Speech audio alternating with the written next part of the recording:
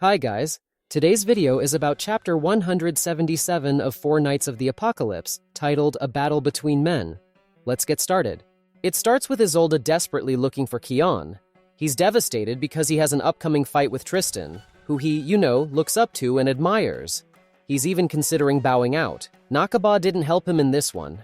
Kion explains it all to Isolde, and meanwhile, we get a panel of Tristan watching the ongoing fight between Howzer and Balin. During the fight, Howzer is obviously frustrated because none of his attacks are working against Balin. Balin even hands Howzer his sword back, saying he knows Howzer isn't fighting for real. Howzer shows some respect to Balin and prepares his ultimate attack, creating a massive tornado, way stronger than the last one he made. The tornado is so intense that the audience fears being pulled in. However, Percival and Gawain are skeptical that it will work.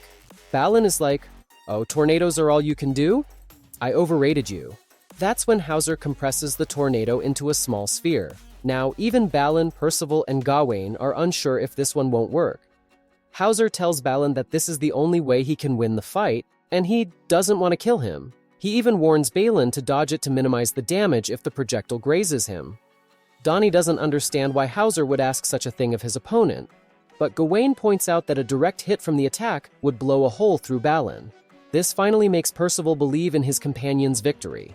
Howzer throws the sphere at Balin, who doesn't seem to intend to dodge, worrying even Howzer. The impact is massive, but there Balin stands, unharmed after a direct hit. He explains his magic, Invincible, which cancels out all physical and magical attacks, and that's it. Well, that's what he says, but it can't be that simple. A good theory is that it only works if his own magical power is stronger than the attack, allowing him to completely nullify it.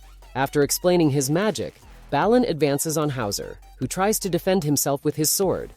But Balin cuts both the sword and Howzer from his belly to his chest, ending the fight. Howzer collapses, saying, "All that power and such a waste. Can't you use it for anyone but yourself?" Everyone rushes to help Donny's master, including Donny himself, who threatens Balin for what he did to his uncle. But Balin explains that he avoided vital points, and Howzer will recover with proper treatment. Balin then leaves the battlefield, and Beltripa shows interest in making him one of his servants. Now, moving on to the next match, Kion versus Tristan.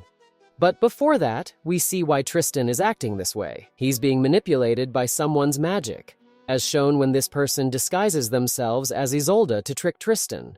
The fight begins, and everyone doubts Kion's ability to face Tristan. But surprisingly, Kion seems determined to give someone exactly what they deserve. I don't think he's referring to Tristan here. Instead, it looks like he's targeting the one controlling Tristan, as Kion seems to have figured out what's going on between the prince and this person. Let's find out in the next chapter, and that's it for today.